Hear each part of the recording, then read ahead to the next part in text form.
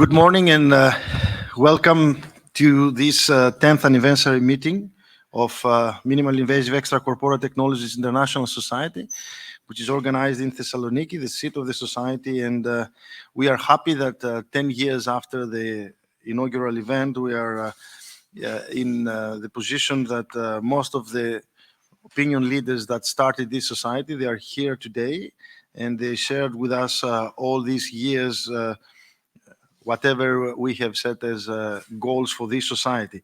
So we have to start with a very hot topic in this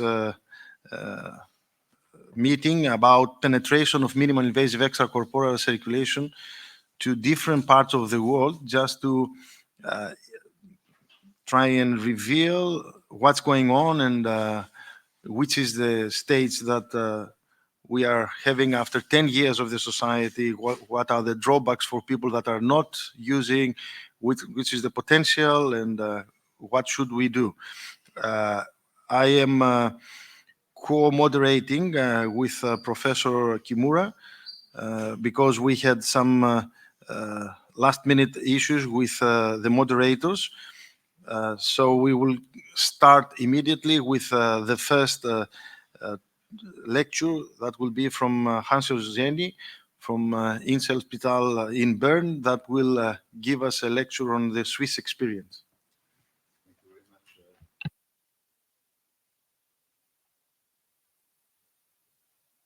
much. Now it's on, sorry. It's a big honor for me to open this anniversary meeting, and thank you very much again for the kind invitation. So I will talk shortly about the Swiss experience. Now, the current situation in Switzerland is not really refreshing or promising. You know, the problem is we have just 3 or 4 clinics that currently use MiECC in our MiECC in their clinics. That are the University Hospital in Geneva. They use a type 2 for cabbage under the direction from Professor Huber, Christoph Huber. Then in the Hirslanden group, we have 2 clinics, Bern and Aarau. They still use a type 1 for cabbage as well, with Lars Engelberger, and in the University Hospital in Basel, they also use a type 2 for cabbage. We in Bern, unfortunately, we stopped the MiECC program, but we did a new concept, and I will present that a bit later. We did, until 2022, we used a type 2 for cabbage and a type 3 for AVR.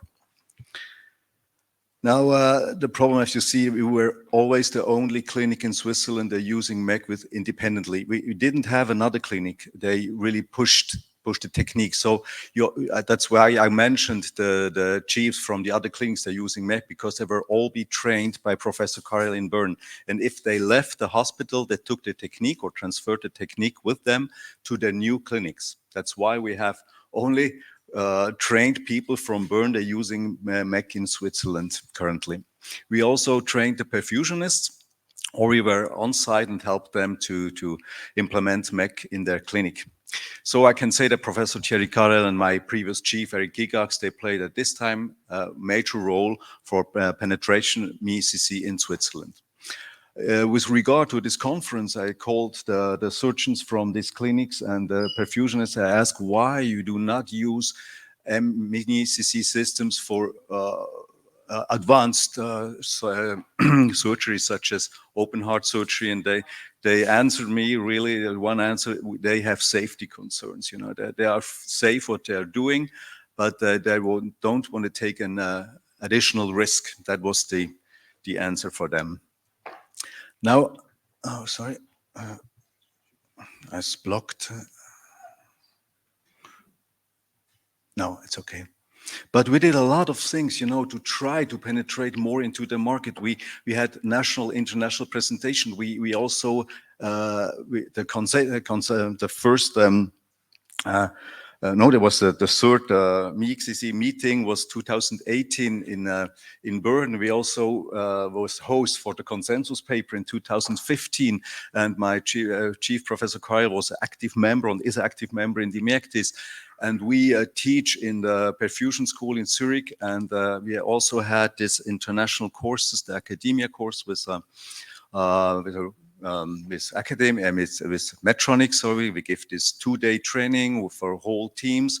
We also had a own lab for MiECC. We invited people to come over and we trained with them. We tried new things. That's what we did. But to be honest, it was a modest success. Now, let me just go back to the first years, how we started. We started in early 2000 with a closed loop from Yostra at this time. And we also developed, also Eric Gigax tried to develop a suction system, which the idea behind was to avoid blood-air contact. And we also created a new cardioplegia. It was this low-dose cardioplegia, so-called cardioplexol. And you can see in 2003, we started with our MiECC program for cabbage, and that was really a 10 or 15%, because low number of all cabbages. And in 2004, we had more than 50% for isolated cabbage with mini bypass. And in 2005, we really started with mini bypass, and we had a share of more than 95% for cabbage. So, and then we changed a bit the thing, because we have in our focus became the type 3. We all want to go, we tried to go further with open heart surgeries, and then we changed the suction strategy. So we replaced this vacuum sucker with a roller pump, and we added a venous bubble trap because there has now a new strategy for de-airing. That was a change we did. And we also found out, or we did a study that we saw that you can, during cabbage, you can really fully separate the blood. You can really go with the auto transfusion system. You do not have some disadvantages. So that was also the reason that we stopped with this special sucker, and we just put it one, and we just sucked. If something happens, then we re-infuse the volume, but it was quite rare. Our type 3 was then a bit special because we struggled a bit, to be honest. We struggled with the vent blood. Even today, you know, that is because I think that's also the hot topic for if you want to really go further, if you want to use type 4, type 3 suction blood become really a key topic now. Our system was quite simple. We had a roller pump, and we used, and we will see that on the next slide, a pulmonary vein vent.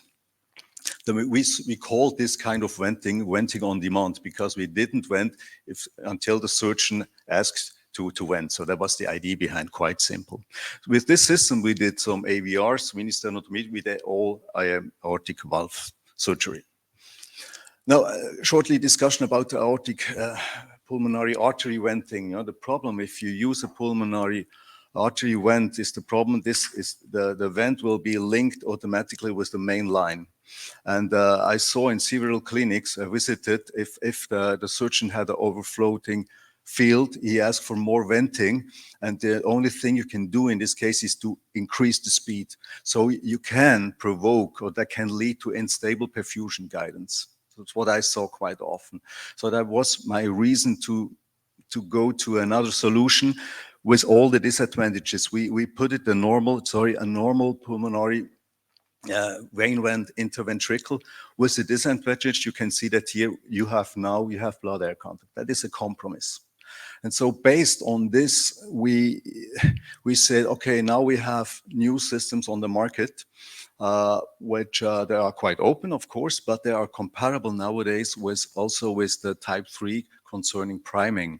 And if you use a pulmonary vein vent with blood air contact, we can also switch perhaps to an open system, but optimize the system. That's the point.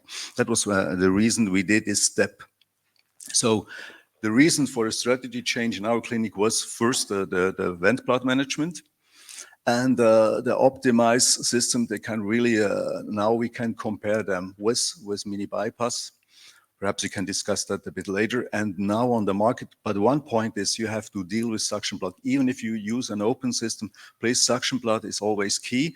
There's new promising techniques on the market, a new hybrid reservoir from Spectrum. We will discuss them tomorrow in my other presentation. And on the other hand, there's some double chamber reservoirs. And the other point is new stuff, you know, to be honest. I never thought that, because cabbage is quite simple, huh? But if you have once a surgeon is not familiar or not willing to use MiECC, he will luxate this heart in a manner that brings you in trouble. I saw that several times. And so that really I learned, again, what we postulated since years, MiECC is absolutely a team approach. That is so important. I learned that in the years. And then with my new chief, he said he will not side clamp the aorta because based on the guidelines on myocardial vascularization, you just don't touch the aorta too much. So just put one clamp and not a side clamp. And if you use MiECC and you do not have a side clamp for the proximal anastomosis, can really be a bit a problem because then you have really floating blood on the anastomosis. That was a reason to not use. And on the other hand, we had retrograde cardioplegia, and to put it in, sometimes you have really high risk to suck air into the system. So that's the system we have now for CABG. You know, we tested it now. It's this new kind of reservoir which allows you to go closed. It's a kind of hybrid, but it's still open. It's not. It's a detail because it's not a closed system. But with this new reservoir, you have the opportunity to really to go closed for CABG, and also then to specificate and separate suction blood. You can have two chambers, one for the main sucker and the others for the vent blood as well. And that offers you all the opportunities for surgery, even for big frozen elephant and so on. And of course, with centrifugal pump, and we have all the automatic perfusion opportunities in the system from Spectrum.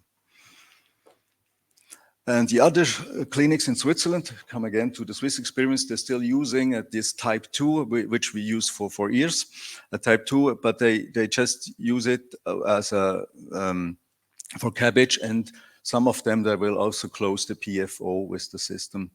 And they have no limits. I asked in a surgeon in Aarau, he also operate people, there are patients that are not too heavy, because some of them, we said after 120 kilos at the time, we didn't use a MiECC, but theoretically, it's not a problem with the new cannula on the market. So, the guys from Basel, what they did, the only difference to us in the past was they use a new cardioplegia because they were never happy with our cardioplexol, and they did the study and found out there's another way to go. They use a bit modified microplegia from Califiore, and they use also this protection system from US that I think it is. We use that also one, we tested it for pediatrics. It's quite often used for pediatrics, and they are really happy with that. But it's the only difference to the basic or first circuit. So they're not really developed new systems. That's a bit sad. So to be honest, the MiECC systems could only be introduced modestly in Switzerland. Bern was the founder clinic from Professor Karel. And all the cardiosurgeons which use MiECC in Switzerland will be trained by Professor Karel. The introduction of the system will only be successful if everyone pulls in the same direction. That's what I learned from the last years.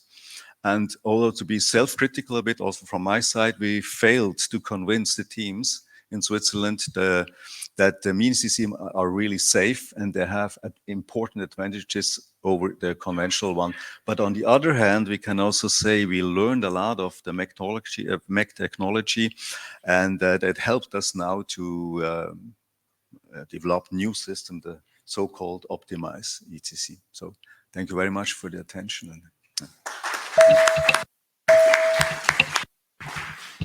Thank you, Hans-Jörg, for this presentation and for sharing with us all this experience, the last couple of decades in Bern. We will go on with the other speakers before we have the discussion at the end as a panel. So